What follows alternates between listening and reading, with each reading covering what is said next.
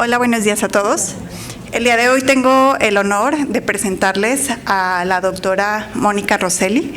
Ella es una investigadora muy reconocida que se ha especializado sobre la enfermedad de Alzheimer. Ha tenido muchas publicaciones muy importantes y pues bueno, tenemos el honor de que esté aquí con nosotros y nos ayude con la presentación de este libro. Bueno, muchas gracias.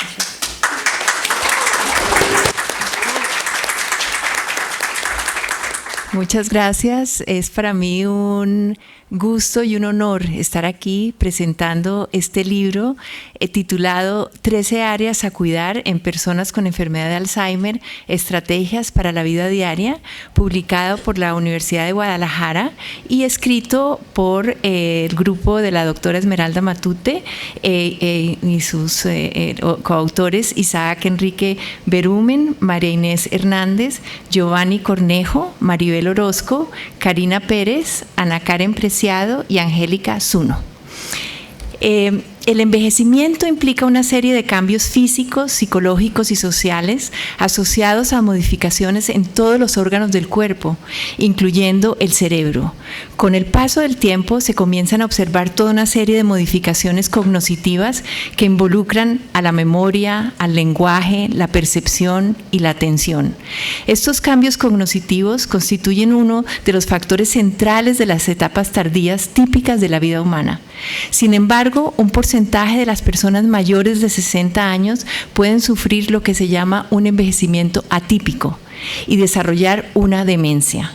La demencia constituye un síndrome de distinta severidad, caracterizado por el deterioro progresivo de las funciones cognitivas, incluyendo, como ya dijimos, memoria, lenguaje, habilidades visoespaciales, razonamiento, asociados con cambios tanto emocionales como comportamentales. Cualquier entidad que comprometa de manera extensa al cerebro puede desencadenar una demencia, es decir, la demencia puede tener diversas etiologías. Sin embargo, las dos causas más frecuentes son las enfermedades degenerativas, como es la enfermedad de Alzheimer, y las enfermedades vasculares. La demencia que está descrita en el libro que estoy presentando es causada específicamente por la enfermedad de Alzheimer y tiene un perfil cognitivo específico de deterioro de numerosas funciones intelectuales y comportamentales, y además se evidencia una neuropatología o biomarcadores, es decir, se asocia con la acumulación anormal de ciertas proteínas en áreas específicas del cerebro. Clínicamente se manifiesta como un continuo que incluye una fase preclínica asintomática, es decir, la persona puede tener la enfermedad pero no necesariamente manifestar síntomas clínicos aún, seguida por un trastorno cognitivo leve y terminando finalmente en lo que conocemos como un cuadro demencial. Es decir, la enfermedad de Alzheimer se puede aplicar tanto a personas con gran discapacidad como a personas que aún no han desarrollado la discapacidad. En la evolución de la enfermedad de Alzheimer se han distinguido 3 etapas, que son la etapa leve o amnésica, la etapa confusional y la etapa severa o demencial. La etapa amnésica, la leve, se caracteriza por fallas en la memoria reciente, con dificultades en el almacenamiento de nueva información, desorientación espacial, las personas empiezan a desorientarse espacialmente. Frecuente es el olvido de palabras en el lenguaje espontáneo, con lo que se llama el fenómeno de la punta de la lengua, que la persona empieza a sentir que tiene la palabra, pero que no la puede recordar con facilidad. Dificultades en el cálculo y cambios frecuentes en el estado de ánimo, incluyendo la depresión. Como ustedes ven, estos cambios son a veces difíciles de distinguir de un envejecimiento normal. Entonces es muy importante saber cómo se puede identificar que se están sufriendo cambios que corresponden a la enfermedad de Alzheimer. La segunda etapa, además de esta primera etapa amnésica, la segunda etapa se llama la fase confusional. Y ahí empezamos a observar cambios más severos en las funciones cognitivas, se acentúa la anomia, es decir, esa dificultad para evocar palabras, para producir palabras sin dificultad, aparece un lenguaje con alteraciones en la comprensión y el paciente aún puede repetir, empieza a repetir mucho lo que escucha, pero su habla espontánea se reduce. El defecto amnésico se convierte en una amnesia anterógrada, es decir, el paciente empieza a presentar dificultades para almacenar nueva información y igualmente se observa una amnesia retrógrada, es decir, información que había sido previamente almacenada, el paciente no la puede recordar. Y se hacen mucho más evidentes las dificultades de tipo espacial. Aquí es cuando ya observamos que el paciente se empieza a perder, por ejemplo, en ambientes conocidos. Va conduciendo el auto y no sabe a dónde está ni a dónde se dirige. Finalmente, la última etapa o etapa demencial, o sea, la etapa severa de la enfermedad de Alzheimer, se caracteriza por un severo deterioro intelectual y comportamental. El lenguaje espontáneo se reduce hasta constituir un cuadro de semimutismo o mutismo con tendencia a la ecolalia, es decir, el paciente tiende a repetir lo que escucha. La comprensión del lenguaje se limita a órdenes muy sencillas, se puede observar incontinencia de esfínteres y con frecuencia el paciente queda reducido al lecho, asumiendo en ocasiones posiciones rígidas. La muerte se produce generalmente por neumonía o por infección urinaria. La supervivencia una vez iniciada la enfermedad de Alzheimer varía entre 5 a 10 años. Existen diferencias individuales en la velocidad del deterioro cognitivo. Algunos pacientes presentan un deterioro lento, mientras que en otros el deterioro es rápidamente acelerado. Estas son las 3 etapas que se van a describir en el libro que hoy estoy presentando. Es importante saber que se han reconocido diversos subtipos de la enfermedad de Alzheimer y se han distinguido un grupo de pacientes que padecen una enfermedad de origen familiar.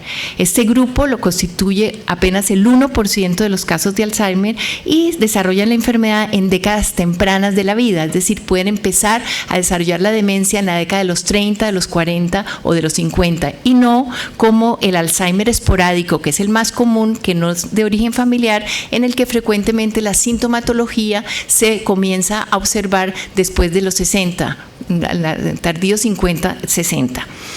La enfermedad de Alzheimer es entonces una enfermedad progresiva de origen complejo que compromete de manera severa la vida de los individuos que la padecen y de su familia. El paciente gradualmente pierde su capacidad para cuidarse a sí mismo y su cuidador se convierte en un acompañante esencial para la vida satisfactoria del paciente. Existen pocas guías de manejo práctico de la enfermedad de Alzheimer dirigidas a estos cuidadores y el excelente libro que aquí estamos presentando contribuye a llenar este gran vacío.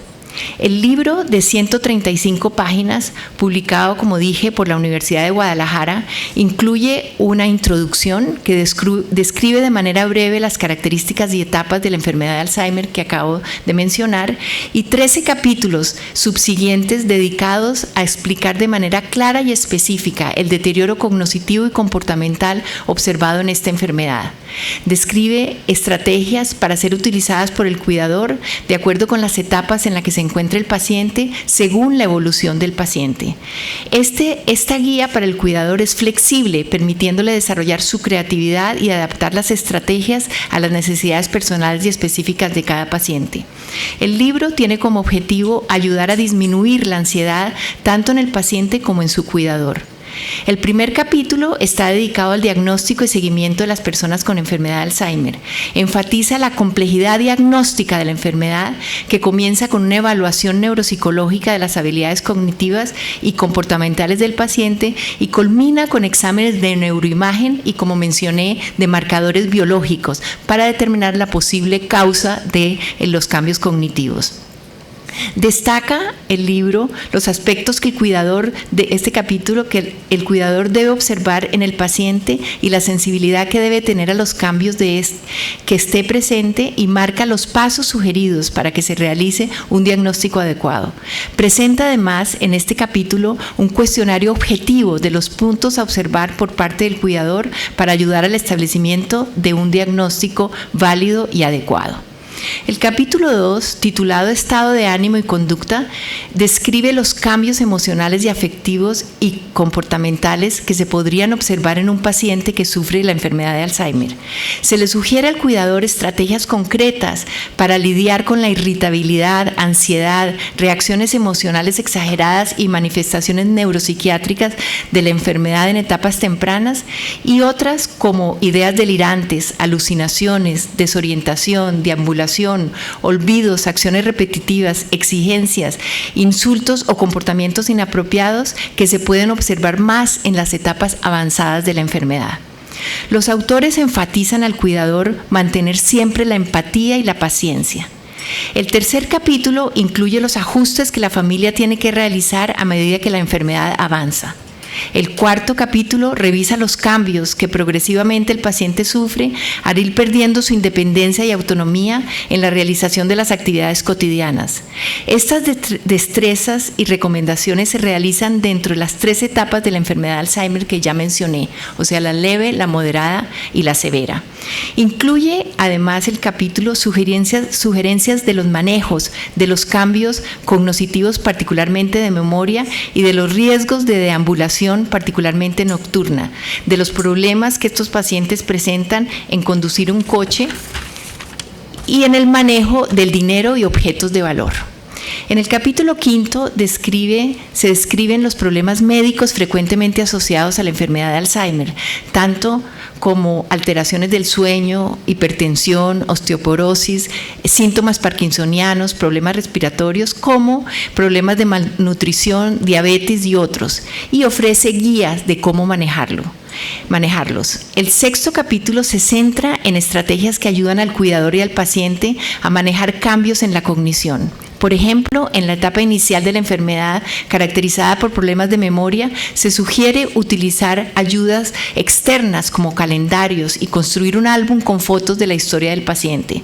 Igualmente, se recomienda mantener conversaciones sobre lo que se hizo en el día, etiquetar con palabras o símbolos los objetos que se encuentran alrededor del paciente, mantener conversaciones de interés, hacer juegos buscando sinónimos de palabras que se olvidan, y finalmente sugieren mantener diariamente al paciente orientado en tiempo, persona y lugar. El capítulo 7 recomienda estrategias de ejercicio físico dirigidas a mejorar la movilidad articular, la fuerza muscular, la capacidad para caminar y moverse, tratando en lo posible de prolongar la independencia del paciente en la realización de las actividades de la vida diaria.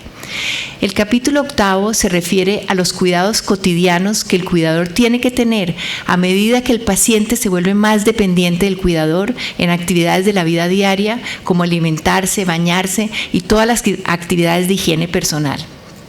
En todo momento se enfatiza la importancia de mantener paciencia y empatía con el paciente, con demostraciones de afecto y cariño, así como una actitud positiva y asertiva por parte del cuidador. Ante todo, recalcan los autores que se debe tratar de estimular las habilidades que aún están presentes para que el paciente se mantenga independiente y activo el mayor tiempo posible. Se incluyen estrategias de manejo del tiempo, del uso del baño, del cuidado personal y de las dificultades del sueño. El capítulo 9 describe distracciones, entretenimientos y pasatiempos que pueden utilizarse para estimular a una persona con enfermedad de Alzheimer, quien progresivamente pierde la habilidad para idear pasatiempos y encontrar la forma para entretenerse, generando aislamiento, pasividad, frustración y tristeza. Para evitar o retrasar estos sentimientos y mantener la tranquilidad y felicidad del paciente por periodos más prolongados, el capítulo sugiere formas de mantener al paciente con enfermedad de Alzheimer activo y distraído. El capítulo 10, denominado Cómo mantener la funcionalidad ante el deterioro cognitivo, describe actividades específicas que el cuidador puede utilizar para manejar la funcionalidad del paciente a medida que progresa su deterioro cognitivo. Incluye una guía de planeación semanal.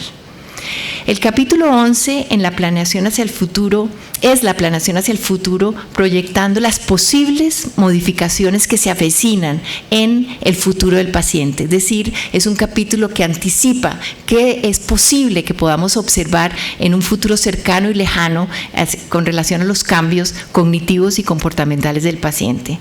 El capítulo 12 se refiere a la asistencia legal y financiera asociada a la toma de decisiones sobre el patrimonio y la salud del paciente, las cuales idealmente se deben realizar en etapas iniciales de la enfermedad de Alzheimer, cuando el paciente está aún con la capacidad intelectual para tomar estas decisiones.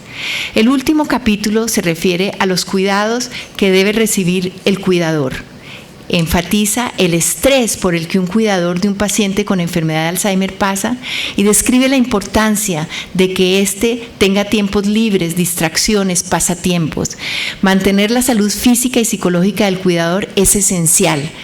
En la última sección del libro se ofrecen propuestas de ejercicios en la casa que el cuidador puede realizar con el paciente que está sufriendo la enfermedad de Alzheimer. Incluye un anexo con el termómetro del cuidador para determinar su nivel de estrés y ayuda a estar vigilante sobre la salud del cuidador. Además, hay una propuesta de un directorio para organizar los números de teléfono, correos electrónicos, páginas de internet de especialistas de la salud como médicos, psicólogos, enfermeros y otros terapeutas vinculados con un paciente con enfermedad de Alzheimer. En resumen, entonces, este magnífico libro titulado 13 áreas a cuidar en personas con enfermedad de Alzheimer, estrategias para la vida diaria, publicado por el grupo de la doctora Esmeralda Matute, es una magnífica guía clara y práctica para el cuidador y su familia y representa una muy valiosa contribución para el mundo hispanohablante de la enfermedad de Alzheimer. Muchas gracias a los autores por haber escrito esta guía que ayudará tanto a los pacientes como a sus familiares a minorar la carga emocional que trae sufrir esta enfermedad. Y muchas felicitaciones.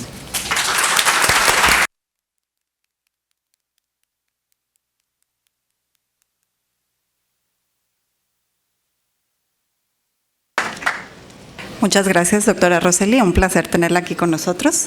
Ahora tengo el honor de presentarles a la doctora Esmeralda Matute. Ella es también neuropsicóloga, importante investigadora con numerosas publicaciones.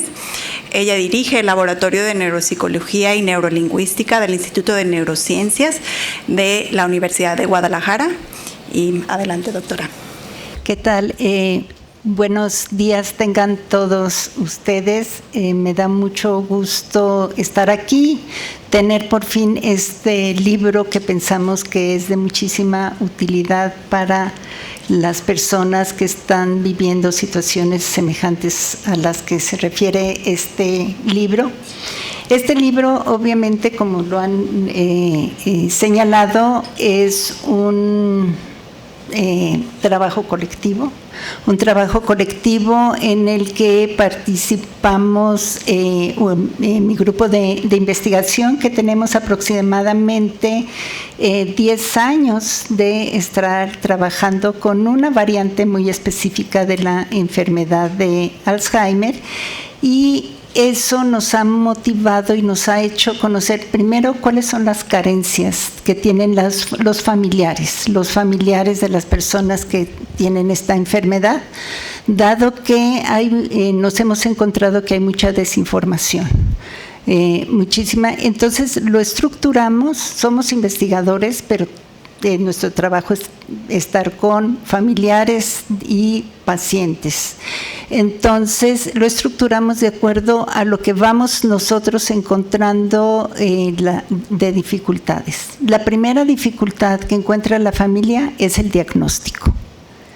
Y la misma persona, ¿no? Se empiezan a olvidar cosas y se empiezan a preocupar porque piensan que tienen Alzheimer, ¿no? A todos se nos olvidan cosas, a todos después de los 40 y entre más avanza la edad se nos olvidan cosas, pero hay olvidos normales y olvidos patológicos. Entonces, hacemos mucho énfasis en este libro que por lo general una sola persona no hace un diagnóstico de enfermedad de Alzheimer, y es indispensable que se haga una evaluación neuropsicológica por un especialista en un neuropsicólogo. Sino, además del médico internista o médico psiquiatra o neurólogo, tienen que tener una evaluación neuropsicológica. Otro problema que nosotros encontramos es la familia, ¿qué hacer con el paciente? Por lo general lo que observamos es sobreprotección, ¿no?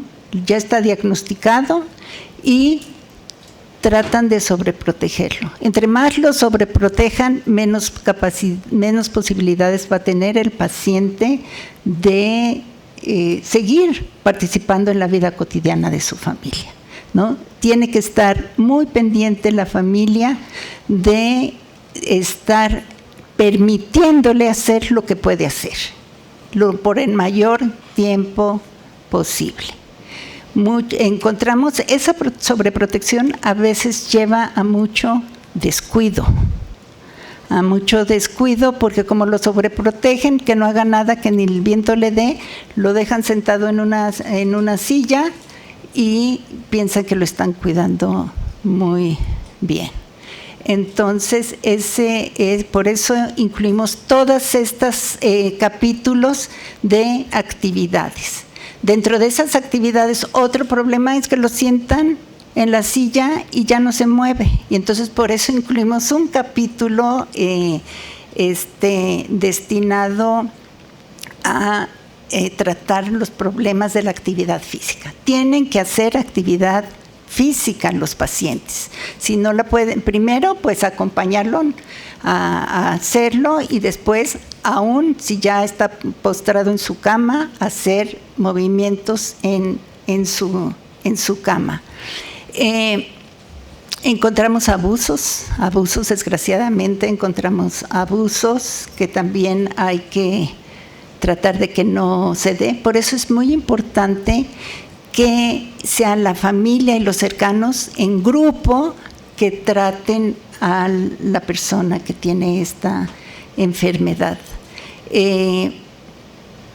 Cuando hablamos de cuidador en singular, en realidad hablamos de cuidador en abstracto y es plural. No puede ser una sola persona la que cuide a un paciente. Es muy cansado y se puede haber malos entendidos y haber problemas emocionales adentro de la familia.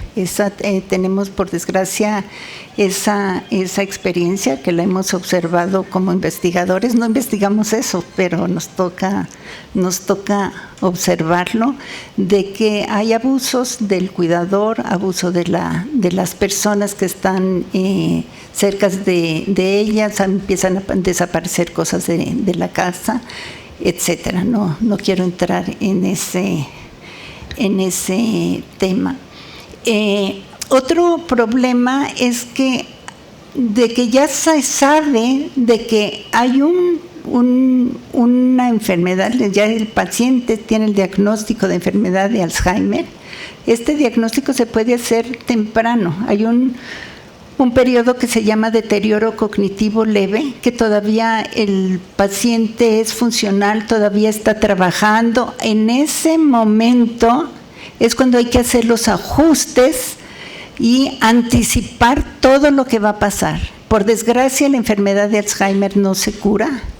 No se cura, entonces no se esperen a que el tiempo va a dar resultados mejores, no se esperen a que las medicinas alternativas van a dar resultados mejores. Si un paciente que tiene diagnóstico de enfermedad de Alzheimer y lo ven que mejora, es que no tiene enfermedad de Alzheimer. ¿No? Es que no lo tiene. Por eso es tan importante el diagnóstico. Sí hay diagnósticos que se confunden, ¿no? Por ejemplo, una persona muy deprimida, una persona que tiene problemas cerebrovasculares, etcétera, se puede confundir con el diagnóstico de enfermedad de Alzheimer. Hay que anticipar muchísimas cosas, a dejarle la vida tranquila a esta persona, que los familiares estén en armonía.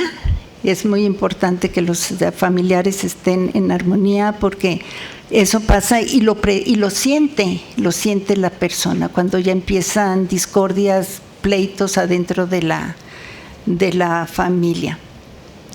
Entonces, esos puntos tienen que tomar en cuenta, y fue así que nosotros estructuramos este escrito. Realmente le agradecemos muchísimo a la pandemia, porque durante la pandemia, los 2 años de pandemia, nosotros no podíamos evaluar participantes en nuestras investigaciones, y fue cuando en reuniones a través de Zoom escribimos este libro. Isaac Berumen, uno de los autores, él es médico, y entonces pues aportó todo el área de la medicina. María Inés Hernández es médico, fisiatra, y entonces todo el aspecto de la actividad física, pues la redacción de ese capítulo se la debemos en gran parte a la doctora Inés Hernández.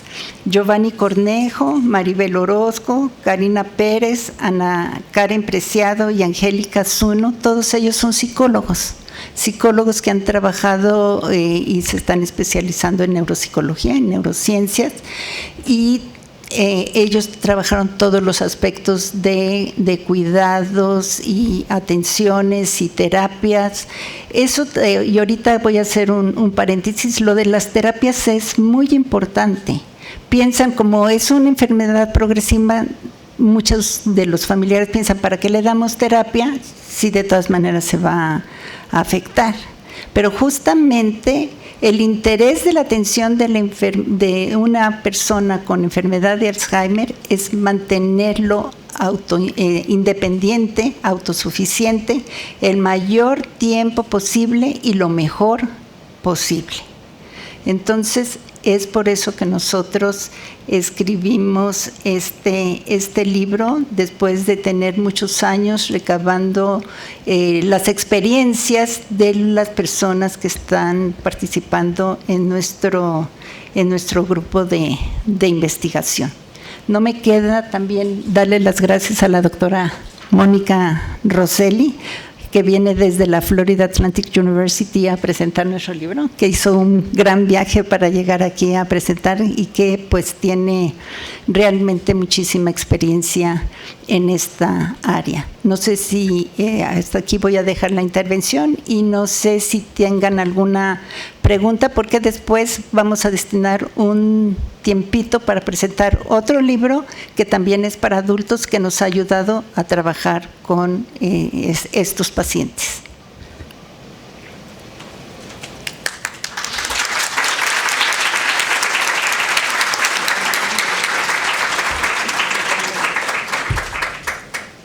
Buenos días.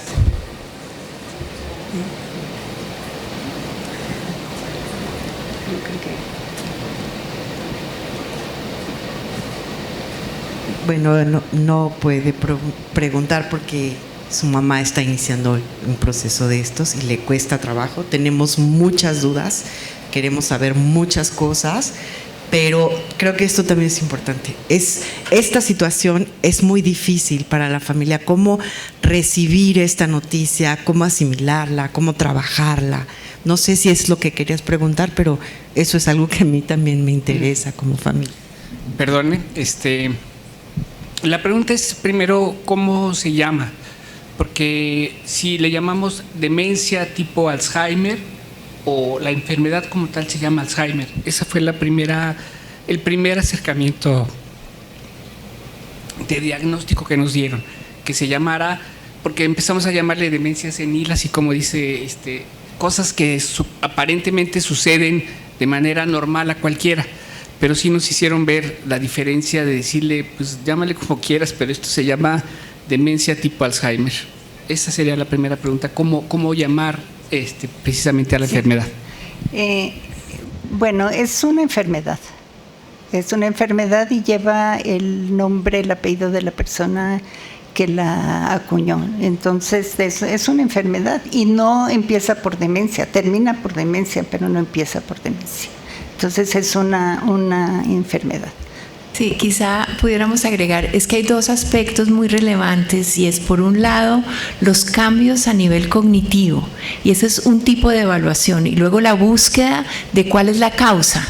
Entonces, anteriormente llamábamos demencia de tipo Alzheimer, utilizábamos mucho más esa categoría, pero ahora que sabemos mucho más de la enfermedad de Alzheimer y sabemos que hay ciertos factores, lo que llamamos biomarcadores, que realmente casi que aseguran que la persona va a desarrollar la enfermedad a pesar de que aún no tenga el cuadro, digamos, demencial o el cuadro cognitivo. Entonces, creo que en la inquietud que ustedes tienen hay dos aspectos, que es uno, por un lado, la parte de la descripción de los síntomas, ¿no? Y por el otro, la complejidad de buscar cuál es la causa.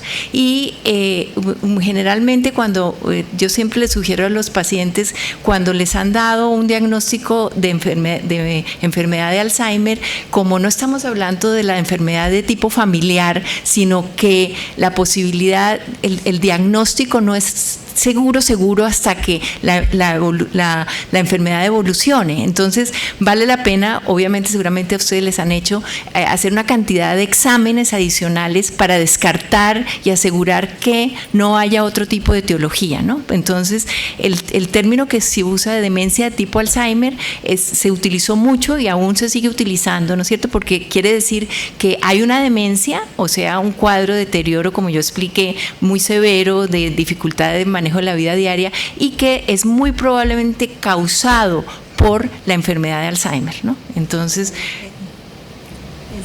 no tenemos más tiempo, les voy a después en el pasillo podemos, en el pasillo nos podemos ver. Les entregaron una tarjetita en donde está el libro, tiene un código QR y es para descargar el libro. Si ustedes quieren el libro en físico, nos tienen que dar un número de teléfono, WhatsApp o un correo electrónico, y cuando tengamos el libro en físico, con muchísimo gusto se los hacemos llegar. Entonces vamos a pasar a la siguiente presentación y después pues ya nos integramos con las preguntas. Muchísimas gracias. Perdona que me